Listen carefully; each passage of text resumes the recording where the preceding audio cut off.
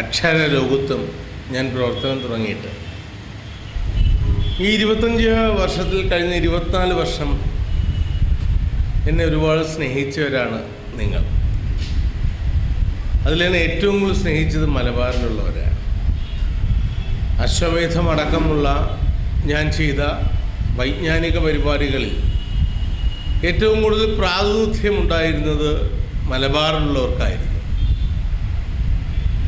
എന്നാൽ കഴിഞ്ഞ ദിവസം ഒരു ചാനലിൽ 100 ദിവസങ്ങൾ ഞാൻ ചെയ്ത ഒരു പ്രോഗ്രാം, അല്ലെങ്കിൽ ഞാൻ പങ്കെടുത്ത ഒരു പരിപാടി, മലബാറിലെ എന്നെ സ്നേഹിക്കുന്നവർക്ക് ഒരു അനിഷ്ടത്തിന് കാരണമായി എന്ന് സോഷ്യൽ മീഡിയകളിലൂടെ അറിഞ്ഞതിൻ്റെ ഭാഗമായാണ് ഞാൻ മൂകാംബിക ദർശനത്തിന് ശേഷം തിരിച്ചു വരുമ്പോഴുള്ള ഈ മീറ്റ് ദ പ്രസിൻ്റെ കാരണം.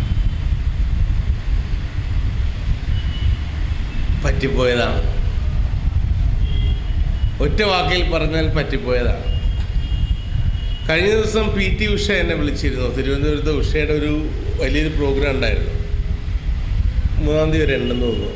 ഉഷ വിളിച്ചു പറഞ്ഞു, പ്രദീപ് വരണം, ഒരു ഇൻട്രാക്ഷൻ കുട്ടികളുമായിട്ട് നടത്തണം എന്ന് പറഞ്ഞു. ഞാൻ പറഞ്ഞു, ഉഷ എന്നെ വിളിക്കുമ്പോൾ ഞാൻ കോഴിക്കോടാണ്. പക്ഷെ ഉഷയൊക്കെയാണ് എനിക്കൊരു അപകടം പറ്റാൻ കാരണം. അപ്പോൾ ഉഷ എന്താ? ഞാൻ പറഞ്ഞു, PT Usha, sister Jesme, IM Vijayan, നമ്മുടെ തൊടുപുഴ ന്യൂമാൻ കോളേജിലെ കൈവെട്ടിപ്പെട്ട ജോസഫ് സാറ്, സിവിക് ചന്ദ്രൻ, ഇങ്ങനെയുള്ള ബൗദ്ധിക പ്രതിഭകളുടെ പേര് പറഞ്ഞിട്ടാണ് ഞാനും ഈ കരാറിൽ ഒപ്പിട്ട് ഈ പരിപാടിയിൽ പങ്കെടുത്തത്. അവിടെ ചെന്നപ്പോൾ നിങ്ങൾ കണ്ടതുപോലെ ഇവരാരുമായിരുന്നില്ല കൂടെ. പിന്നെ പിൻവാങ്ങണമെങ്കിൽ വലിയൊരു നഷ്ടപരിഹാരത്തുക കൊടുക്കണമായിരുന്നു. അതുകൊണ്ട് തന്നെ ആ ഒരു ഷോയെക്കുറിച്ചുള്ള ചർച്ച വേണ്ട, അത് കളയാം. ജീവിതത്തിൽ ഏത് പോലീസുകാരനും ഒരബദ്ധം പറ്റുമെന്ന് പറയുന്നത് പോലെ ജീവിതത്തിൽ ഏത് GS പ്രദീപിനും ഒരബദ്ധം പറ്റും. എൻ്റെ പുതിയ ഇൻ്റലക്ച്വൽ ഷോകൾ വരികയാണ്, മലയാളത്തിലും തമിഴിലുമായി. ഒപ്പം ഞാൻ ഇന്നലെയും മിനിങ്ങാന്നുമായിട്ട് വല്ലാത്തൊരു വേദനയിലായിരുന്നു. നമ്മുടെ പത്രങ്ങളുടെ എല്ലാം മുൻ പേജിലെ ആദ്യത്തെ വാർത്തകളായി അപകടങ്ങളാണ് അവതരിപ്പിക്കുന്നത്. തീവണ്ടി കത്തി ഇത്ര പേര് മരിച്ചു, ബസ് കത്തി ഇത്ര പേര് മരിച്ചു.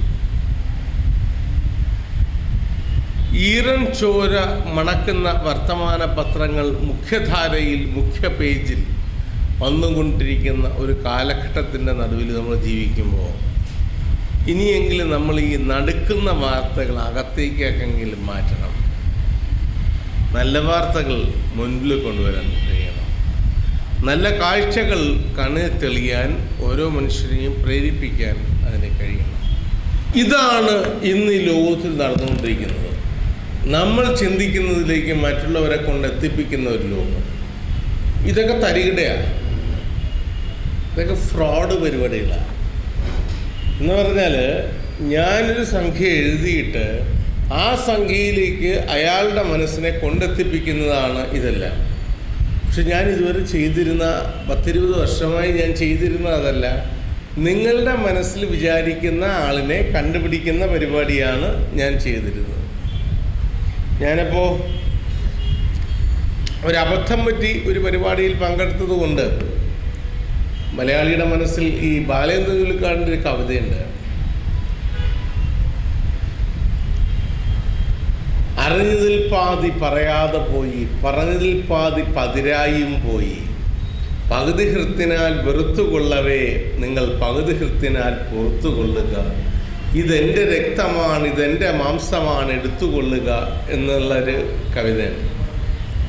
അതുപോലെ ജീവിതത്തിൽ അബദ്ധം പറ്റി ഒരു പരിപാടിയിൽ പങ്കെടുത്തു എന്നുള്ളത് കൊണ്ട് ഇത്ര കാലം GS പ്രദീപ് മലയാളി മനസ്സിൽ ചെയ്ത ബൗദ്ധികമായ ഇടപെടലുകളെ നിങ്ങൾ നിഷേധിക്കുന്നു എന്ന് ഞാൻ കരുതുന്നുമില്ല. കരുതുന്നുണ്ടോ നിങ്ങൾ ആരെങ്കിലും? ഉണ്ടെങ്കിൽ നമുക്ക് രക്ഷമേധം കളിക്കാം.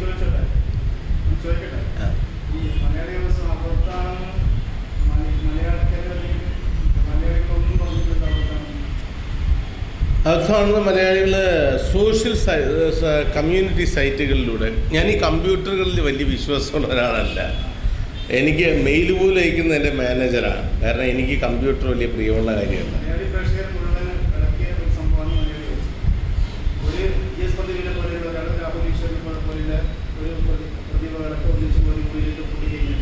മറ്റവരാ തന്ത്രിയുടെ മകൻ അല്ലേ?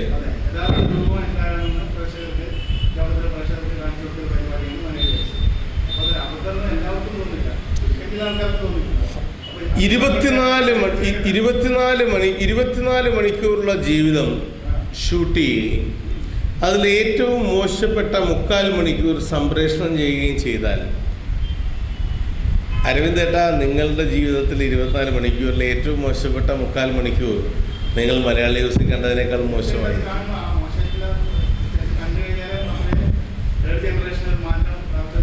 നമ്മൾ വിസർജിക്കുന്നത് തെറ്റല്ല, വിസർജിച്ചേ പറ്റൂ മനുഷ്യന്, അല്ലേ? നമ്മൾ വിസർജിക്കുന്നത് ദൃശ്യവൽക്കരിക്കുന്നതിലാണ് തെറ്റുണ്ടാകുന്നത്.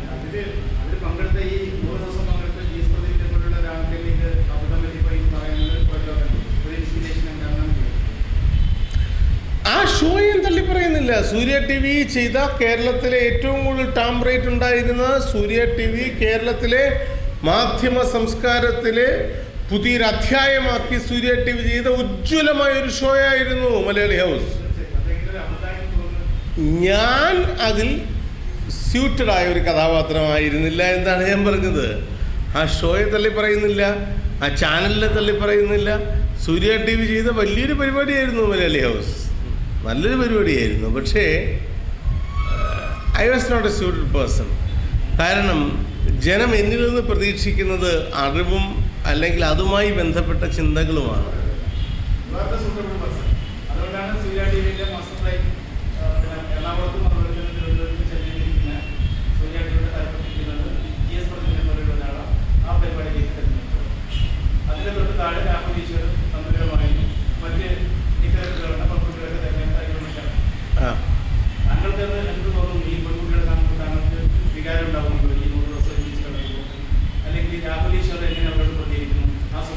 ശസ്ത്രക്രിയയ്ക്ക് വിധേയമാകപ്പെടുന്ന ഒരു ചെമ്പരത്തിപ്പൂവിൻ്റെ അവസാനത്തെ തുടിപ്പെന്താണെന്ന് അറിയോ അരവിന്ദേട്ടന്?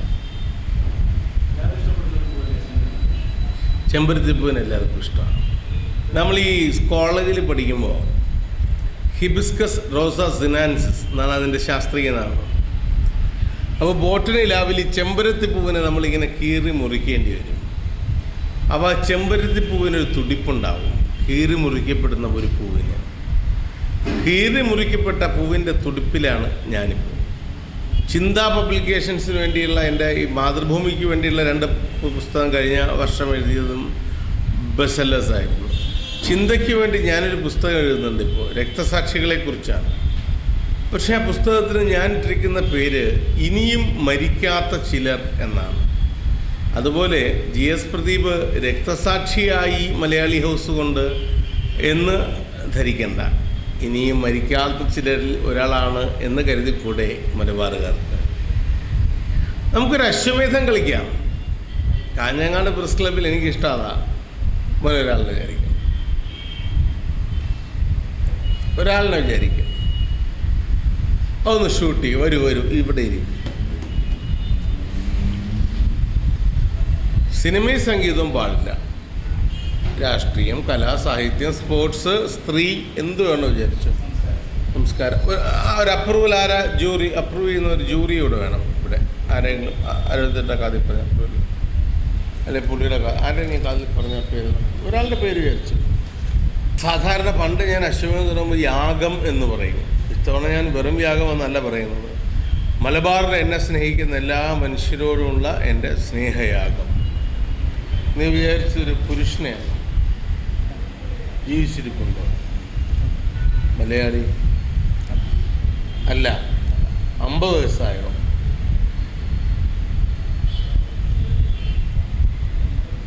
ആയി ഇല്ല. കാരണം അയാൾ 1973 ഏപ്രിൽ മാസം 25-ാം തീയതിയാണ് ജനിച്ചത്. 40 വയസ്സാകുന്നേ ഉള്ളൂ അല്ലേ? മഹാരാഷ്ട്രയിലല്ലേ ജനിച്ചത്? അച്ഛൻ നന്നായി എഴുതുമായിരുന്നു. ചേട്ടൻ്റെ പേര് അജിത്ത്, ഭാര്യയുടെ പേര് അഞ്ജലി, ഡോക്ടർ അഞ്ജലി. ആണോ? ഞാൻ സച്ചിൻ രമേശ് തെണ്ടുൽക്കറിനെ കുറിച്ചാണ് പറയുന്നത്. അതല്ലേ നീ വിചാരിച്ചത്? അപ്പോൾ ആ പ്രദീപ് ഇപ്പോഴും മിച്ചമുണ്ട് മലയാളികളുടെ മുന്നിൽ അവശേഷിപ്പിക്കാൻ. 1973 ഏപ്രിൽ മാസം 24-ാം തീയതിയാണ് അദ്ദേഹം ജനിക്കുന്നത്. അദ്ദേഹത്തിൻ്റെ ജ്യേഷ്ഠൻ അജിത്ത് ആണ് അദ്ദേഹത്തെ ക്രിക്കറ്റിലേക്ക് ശ്രദ്ധ തിരിപ്പിക്കുന്നത്. രമാകാന്ത് ആശ്രേക്കറിൻ്റെ ശിക്ഷണത്തിൽ ശാരദാശ്രമ സ്കൂളിൽ പഠിച്ച് വളർന്നാണ് ക്രിക്കറ്റിലേക്ക് സച്ചിൻ വളരുന്നത്. എന്നേക്കാൾ ഒരു വയസ്സിന് ഇളപ്പമാണ് സച്ചിൻ. ശരി, ഒരാളിനെ കൂടെ വിചാരിക്കുന്നു, ഒരു സ്ത്രീയെ വിചാരിച്ചോളൂ, ഒരു അപ്രൂവൽ വാങ്ങിച്ചോളൂ. ഇന്ത്യൻ, മലയാളി അല്ല. സാധാരണഗതിയിലാണോ മരിച്ചത്?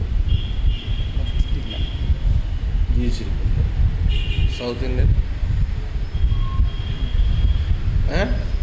ആണ്. സൗത്ത് ഇന്ത്യൻ ആണോ? ഉറപ്പാണ്? കേരളം, തമിഴ്നാട്, കർണാടക, ആന്ധ്രാപ്രദേശ്, ലക്ഷദ്വീപ്, പോണ്ടിച്ചേരി, ഇതിലൊന്നാണോ? അല്ല.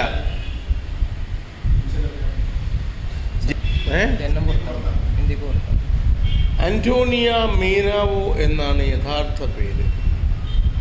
ഒരു ഐസ്ക്രീം പാർലറിൽ ഒരു ചെറുപ്പക്കാരൻ learn while U earn while you learn എന്നുള്ള പ്രൊസീജിയറിൻ്റെ ഭാഗമായി ചെറുപ്പക്കാരൻ ഐസ്ക്രീം വിളമ്പിക്കൊണ്ട് നടന്നപ്പോൾ കൂട്ടുകാരികൾ പറഞ്ഞു, നിന്നെപ്പോലെ ആരെയും ശ്രദ്ധിക്കാത്ത ഒരു പുരുഷനെ ഞാൻ കണ്ടു, എന്നാൽ അത് കാണാമല്ലോ എന്ന് കരുതി ഐസ്ക്രീം പാർലറിൽ പോയി ആ ചെറുപ്പക്കാരനെ കണ്ടപ്പോൾ തന്നെ അവരുടെ കണ്ണുകൾ ഇടഞ്ഞു, ഇഷ്ടമായി. ആ ചെറുപ്പക്കാരിയുടെ ഇറ്റലിയെ വീട്ടിലേക്ക് ആ ചെറുപ്പക്കാരനെ കൊണ്ടുപോയി. അവളുടെ പേര് അന്റോണിയോ മീനാവോ എന്നായിരുന്നു. ചെറുപ്പക്കാരനോട് പേര് ചോദിച്ചപ്പോൾ എഴുതി കൊടുത്തു രാജീവ് ഗാന്ധി. അമ്മയുടെ പേര് Indira Gandhi, grandfather Jawaharlal Nehru. Antonia Maino എന്ന സോണിയാഗാന്ധി അല്ലേ വിചാരിച്ചത്, അല്ലേ? അപ്പോൾ GS പ്രദീപിന് മലബാറിലെ പ്രേക്ഷകരോട് ഇത്രേ പറയാനുള്ളൂ. ഞാൻ ആ മലയാളി ഹൗസിൽ പോയതൊരു തെറ്റായി എന്ന് നിങ്ങൾ കരുതുന്നുവെങ്കിൽ ക്ഷമിക്കുക. ഏത് പോലീസുകാരനുമല്ല, ഏത് GS പ്രദീപിനും ഒരു അബദ്ധം പറ്റും. പറഞ്ഞതിൽ പാതി പതിരായിപ്പോയി, അറിഞ്ഞതിൽ പാതി പറയാതെ പോയി. ഇതെൻ്റെ രക്തമാണ്, ഇതെൻ്റെ മാംസമാണ്.